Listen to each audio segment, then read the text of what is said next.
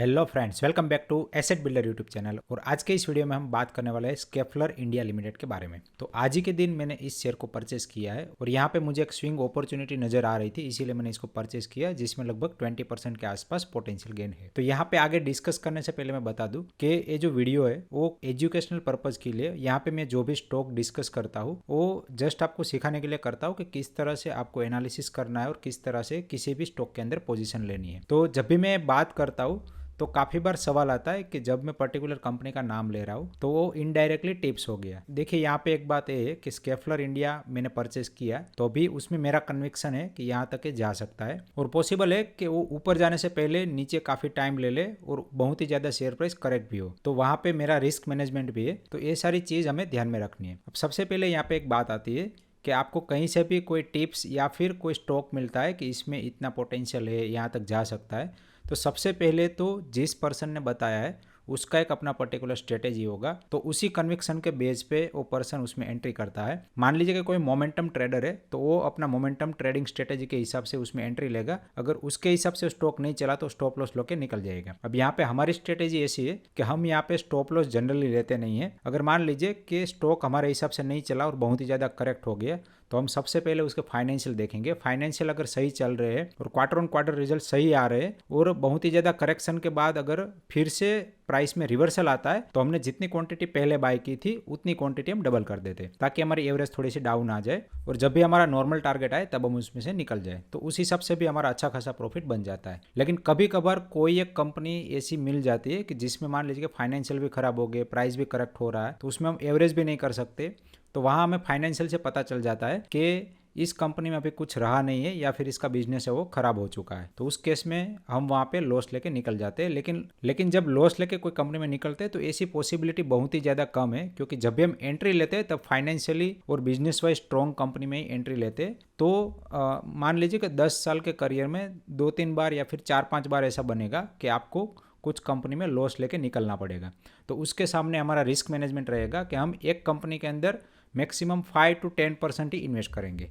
तो उस केस में क्या होगा कि मान लीजिए आप 5% इन्वेस्ट कर रहे हैं तो एक कंपनी में आपका 50% पैसा डूब भी गया तो भी आपके टोटल पोर्टफोलियो का ओनली 2.5% ही उसमें इम्पैक्ट आएगा। तो वो 2.5% आप दूसरी कंपनी से भी कमा सकते हैं। तो ऐसे जो ट्रेड है वो मान लीजिए कि 5% ट्रेड ही रहेंगे और बाकी के जो 95% ट्रेड है वो आपके जनरली प्रॉफिटेबल ट्रेड ही रहेंगे। तो ओवरऑल अगर हम देखें तो इस स्ट्रेटेजी के हिसाब से हमारा 25 से 30% पैसा बन जाता है। और ये जो मैं नंबर आपको बता रहा हूँ वो मैं रियल नंबर बता रहा हूँ जो एक्चुअली मैंने CAGR किया है। तो अभी हम आगे बात करते हैं कंपनी की। तो यहाँ पे सबसे पहले हम फाइनेंशियल एनालिसिस करते हैं, फिर बिजनेस एनालिसिस करते हैं, उसके बाद चार्ट पैटर्न एनालिसिस करते हैं। तो ये सारे एनालिसिस करने के पीछे का रीज़न यही है कि हमें एटलीस्ट कंपनी के बारे में कुछ जानकारी चाहिए ताकि हमारा कन्विक्शन बना रहे और जब हमारा टारगेट आए या फिर कंपनी नीचे भी चली जाए तो हमें उसमें डरने की ज़रूरत नहीं है। तो सबसे पहले कंपनी की बात करें तो स्केफलर इंडिया जो है वो जो मेन स्केफलर ग्रुप है उसकी सब्सिडरी कंपनी है जो कि इंडिया में लिस्टेड है और ये मार्केट लीडर कंपनी है बेरिंग इंडस्ट्री के अंदर। तो जो मैकेनिकल कंपोनेंट्स होते हैं ऑटोमोबाइल में जो बेरिंग्स यूज होते हैं या फिर पावर ट्रांसमिशन में यूज होते हैं, तो यहाँ पे पावर ट्रांसमिशन का मतलब है जो मैकेनिकल सिस्टम होती है वो सारी चीज़ स्केफलर बनाती है। तो यहाँ पे एक बार हम कंपनी का बिजनेस थोड़ा सा समझ लेते हैं। तो यहाँ पे कंपनी जो है high precision roller, ball bearing, engine system, transmission component, chassis applications, clutch system, तो ये सारे जो ऑटोमोबाइल के कंपोनेंट रहते हैं वो बनाते हैं। तो यहाँ पे बिजनेस सेगमेंट देखें तो सबसे पहले तो ऑटोमोबाइल टेक्नोलॉजी है, इंडस्ट्रियल में जो बेरिंग्स यूज होते हैं वो भी है, उसके अलावा ऑटोमोटिव आफ्टर मार्केट। तो यहाँ पे जो ग्लोबल स्पेयर पार्ट बिजनेस है वो स्पेयर पार्ट भी ये लोग बनाते हैं, जिसमें transmission for engine component, intelligent solution, repair and service, तो ये सारी चीज भी इसमें कवर हो जाती है। इसके अलावा स्पेशलिटी मशीनरी भी बनाते हैं। अगर हम कंपनी की पोजीशन की बात करें तो जितने भी ऑटोमोबाइल सेक्टर की कंपनियां हैं उसमें जो टॉप 3 OEM सप्लायर है उसमें से स्केफलर एक है। अगर हम सेगमेंट वाइज देखें तो यहाँ पे जो मोबिलिटी कंपोनेंट रिलेटेड सॉल्यूशंस है वहाँ से 80% रेवेन्यू आता है और जो अदर बिजनेस है जिसमें सर्विसेज और कंपोनेंट्स स्पेयर पार्ट्स आते हैं उसमें से 20% रेवेन्यू आता है। अगर हम जियोग्राफी वाइज देखें तो डोमेस्टिक में इसका 89% सेल्स है और ओवरसीज में 11% है। तो मोर और लेस रिलाय है अपने इंडियन ग्रोथ के ऊपर ही। तो इंडिया के अंदर जो भी मैन्युफैक्चरिंग ग्रोथ हो रहा है, इंडस्ट्रियल ग्रोथ हो रहा है और ऑटोमोबाइल सेक्टर में जो भी बूम आ रहा है, उसका इनडायरेक्टली जो भी बेनिफिट मिलता है वो स्केफलर को मिलता है। तो एक कंपनी का बिजनेस हो गया। अगर हम कंपनी के फाइनेंशियल परफॉर्मेंस की बात करें तो इसका आरओसी एंड आरओई बहुत ही ज़्यादा अच्छा है। 29% का आरओसी है और 21% का आरओई है। अगर हम स्टॉक पी की बात करें तो थोड़ा सा हायर साइड है, 52.8%। और अगर हम प्राइस टू बुक वैल्यू की बात करें तो वहाँ थोड़ी सी ओवर वैल्यूड नजर आती है। जैसे यहाँ पे कंपनी का बुक वैल्यू है 280 के आसपास और इसका करंट प्राइस है 3116। अगर हम कंपनी की प्रॉफिटेबिलिटी देखें तो कंटिन्यूसली ग्रोइंग कंपनी है। तो कंपनी का जो रेवेन्यू है क्वार्टर ऑन क्वार्टर बढ़ता ही जा रहा है। और अगर हम लास्ट क्वार्टर की बात करें, सितंबर क्वार्टर की, तो 235 करोड़ का यहाँ पे रेवेन्यू जनरेट किया था, जो कि हाईएस्ट एवर है। तो यहाँ पे सेल्स भी हाईएस्ट एवर है और प्रॉफिट भी हाईएस्ट एवर है। तो अगर ये चीज को हमें समझना है तो एक बार हम ये चार्ट निकाल लेते हैं और यहाँ पे पी रेशियो निकाल लेते हैं और यहाँ पे मैं 10 ईयर कर लेता हूँ। तो यहाँ पे आपको जो बार्स दिख रहे हैं वो बार्स दिखाता है कि कंपनी ने कितना प्रॉफिट जनरेट किया। तो बेसिकली ईपीएस का चार्ट है। और यहाँ पे जो ब्लू लाइन दिख रही है तो ये ब्लू लाइन जो है वो पी का चार्ट है। तो यहाँ पे आप देखिए कि कंपनी की जो प्रॉफिटेबिलिटी है वो बढ़ती है। मैं यहाँ पे एक बार मैक्स कर लेता हूँ। तो यहाँ पे कंपनी की प्रॉफिटेबिलिटी बढ़ती है, फिर हल्की सी डाउन जाती है, फिर वापस से बढ़ती है, फिर हल्की सी डाउन जाती है। तो इस तरह से एक बीच में पॉज आ जाता है। तो एक माइनर सी साइक्लिसिटी है। तो यहाँ पे हो सकता है कि कंपनी पहले एक्सपेंशन करे, तो एक्सपेंशन के टाइम पे उसका जो ध्यान है वो सेल्स में कम रहेगा, उसके बाद सेल्स में ध्यान दे, फिर उसके बाद वापस से थोड़ा सा एक्सपेंशन में ध्यान दे। तो इस तरह से जो कैपेक्स चलता रहता है, तो इस हिसाब से यहाँ पे बीच बीच में स्लगिशनेस आ जाता है। और साथ में इकोनॉमी में भी जो मैन्युफैक्चरिंग सेक्टर है उसमें भी थोड़ा सा साइक्लिसिटी रहता है, तो उसका इम्पैक्ट भी बिजनेस पे पड़ता है।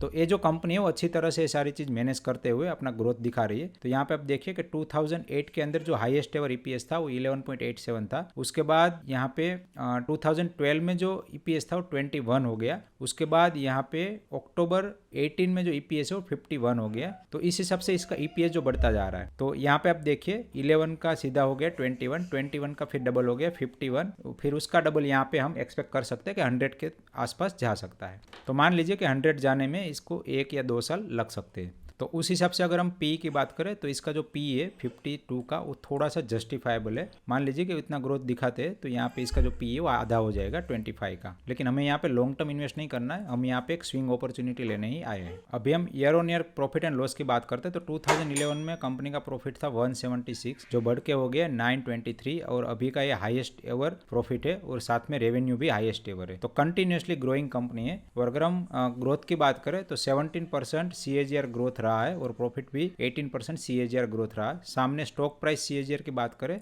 तो स्टॉक प्राइस सीएजीआर अपने प्रॉफिट ग्रोथ से थोड़ा सा ज़्यादा तेजी से बढ़ा है 26%, क्योंकि एक कंटिन्यूसली ग्रोइंग जो कंपनी होती है उसमें फिर री रेटिंग होता है। तो इसीलिए यहाँ पे पी री रेटिंग की वजह से यहाँ पे कंपनी का जो सीएजीआर प्राइस है वो थोड़ा ज़्यादा तेजी से बढ़ा है। और बैलेंस शीट में देखें तो ये एकदम क्लीन बैलेंस शीट है। यहाँ पे कोई भी डेट नहीं है, ओनली 55 करोड़ का डेट है। तो ये लगभग जीरो डेट कंपनी है। और अगर हम शेयर होल्डिंग पैटर्न की बात करें तो यहाँ पे प्रमोटर के पास 74.13% का शेयर होल्डिंग है। तो यहाँ पे स्ट्रॉन्ग कन्विक्शन दिखाता है कि जो प्रमोटर है उसने अपना पूरा शेयर होल्डिंग अपने हाथ में रखा है। और एफआई एंड डीआई के पास भी 4% और 15%, मतलब टोटल 20% जो शेयर होल्डिंग है वो स्ट्रॉन्ग हैंड में है। और बाकी का जो ओनली 5.8% शेयर होल्डिंग है वो रिटेल पब्लिक के पास है। मतलब कि यहाँ पे इस शेयर का नीचे जाने की जो प्रोबेबिलिटी है वो बहुत ही ज़्यादा कम है, क्योंकि शेयर होल्डिंग पूरे का पूरा स्ट्रॉन्ग हैंड में है। तो अभी हम इसके बेस पे एक बार चार्ट पैटर्न देख लेते। तो चार्ट पैटर्न में आप देखिए कि कंपनी का जो हाईएस्ट प्राइस था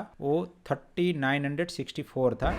फिर वहाँ से गिरते गिरते इसने जो लो बनाया वो लो बनाया है लगभग 2560 का। ठीक है, तो यहाँ से ये गिरावट देखें तो ये लगभग 35% की गिरावट है। तो अगर आप हिस्टोरिकल चार्ट भी देखेंगे तो इस तरह की जो गिरावट है 40% 50% की वो कंपनी के अंदर आई हुई है। तो एक बार हम जल्दी जल्दी थोड़ा सा देख लेते।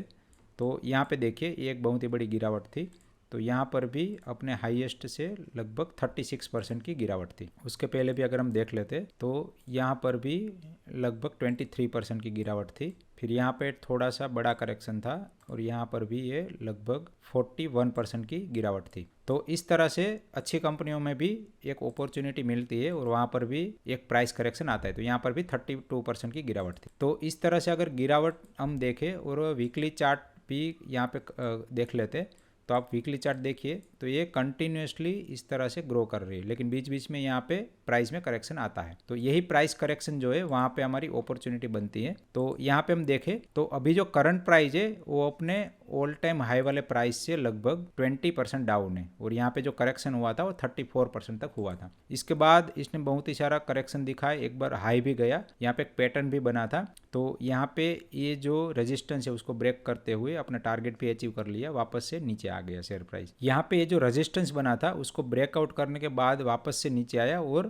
थोड़ा सा यहाँ पे एक्यूमुलेशन के बाद वापस से ऊपर जाना चालू किया। तो अभी यहाँ पे जो करंट प्राइस पे आया 3050, जहाँ पे मैंने ग्रीन लाइन बनाई है वहाँ पे ही मैंने बाइंग किया है, क्योंकि मुझे ऐसा लग रहा है कि ये जो स्ट्रॉन्ग सपोर्ट है वहाँ से बहुत ही ज़्यादा प्राइस नीचे नहीं जा सकती, क्योंकि यहाँ पे ऑलरेडी एक रेजिस्टेंस था, वो रेजिस्टेंस को ब्रेक करके शेयर प्राइस ऊपर गया था। तो यहाँ पे ये जो प्राइस एक्शन हमें दिख रहा है वो कहीं ना कहीं एक छोटा सा एक्यूमुलेशन करने के लिए गिराया गया था और फिर से इसको रिकवर किया गया है। तो यहाँ पे आप देखिए आज ही के दिन इसमें थोड़ा सा अप मूव भी आ गया और यहाँ पे लगभग 2% के आसपास तो अभी गेन भी मिल रहा है। तो यहाँ पे मेरा जो टारगेट है, मतलब मैंने जो परचेस किया वो सेल करने का टारगेट है, तो मैं यहाँ से इसको इस हाई तक मैं सेल कर दूंगा। ठीक है, तो यहाँ पे 20% गेन है। मेरा ऐसा एक्सपेक्टेशन है कि विद इन 3 मंथ ये गेन मुझे मिल जाए। अब हो सकता है कि यहाँ पे एक गेन ना मिले और ये थोड़ा सा नीचे जाना भी चालू कर दे। तो यहाँ पे ऐसी पॉसिबिलिटी कम है कि ये जो लो है उसको काट के नीचे जाए। तो यहाँ पे हो सकता है कि इस तरह से ये यहाँ तक टच किया, फिर यहाँ से वापस